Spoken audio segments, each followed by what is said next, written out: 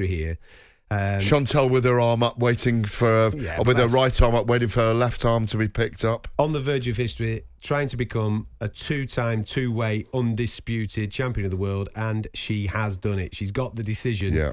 I can't tell whether it was split, majority. I will get you... Oh, we got 95-95 and 98-92. That seems a bit wide. Yeah. 96-94 is where we were at.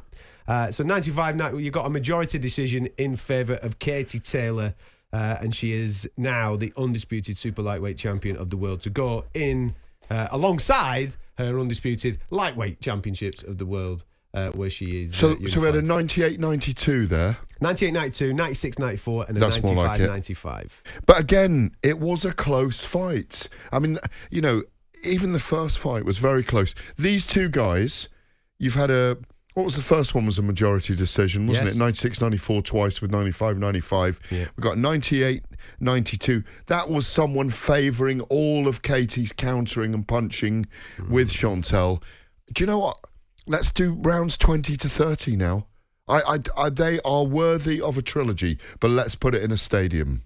I completely agree. And let's have talkSPORT there reporting on it, please, because that was painful not being there. Listen, on a serious note, what a phenomenal performance. We are talking about a 37-year-old athlete who has been there, done it, got the T-shirt. She's been doing it all her life.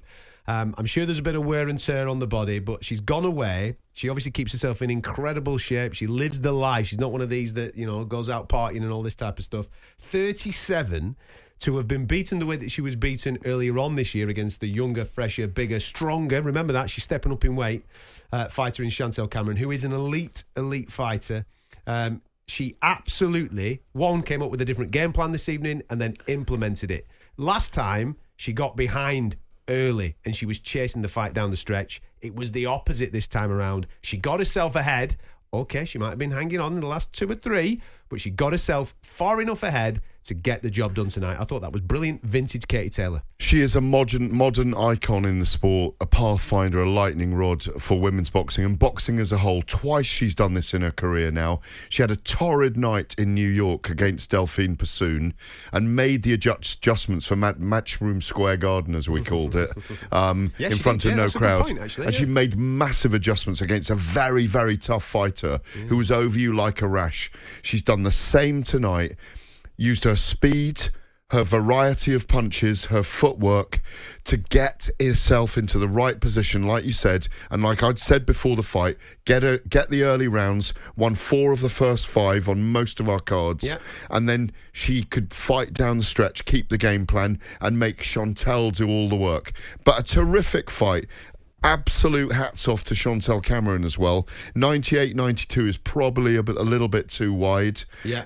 Did she really win 8 of those 10 rounds? I'm not sure about that. I think that judge has got carried away with the momentum and the noise. Maybe as well, but also there was that Katie was put down in the first round. It looked from the replay. They judged that it wasn't a knockdown. Yeah, judged it wasn't, so that would have made it closer. In fact, if it was judged, it would have been a split draw. It would have been a majority draw if it had been scored a knockdown, wouldn't it? Because it would have brought 1 point back the other way, and you've had 2 95-95s then. So it was a really close fight again, in my view, even though we were stealing...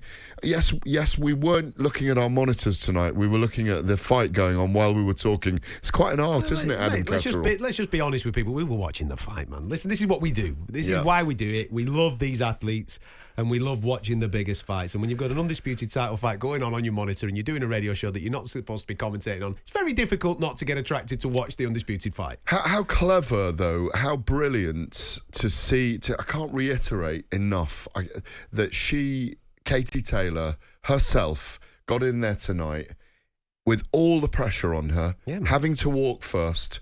She must have been nervous. It must have been a moment where, you said it earlier, this could be curtains for her tonight. If she'd got stopped, if she'd got hurt, if she hadn't come through here, real question marks about her. And yet, look at her. She's back up at the top, the very, very top. And Chantelle Cameron was absolutely convinced that she was going to take it to Katie this time and stop her. Unbelievable, Adam. think I'm in on a rematch between them two. Totally. Trilogy. I think I'm in on it. What a performance. Katie Taylor is the new undisputed champion at super lightweight to go along with her lightweight crowns. A great fight in Dublin. Really good on paper, really good in reality. Chantelle Cameron came strong down the back end, but Katie Taylor did enough early doors to win that fight. I had it 6-4, as did Gareth on the cards there. Congratulations, Katie Taylor, an icon of our sport.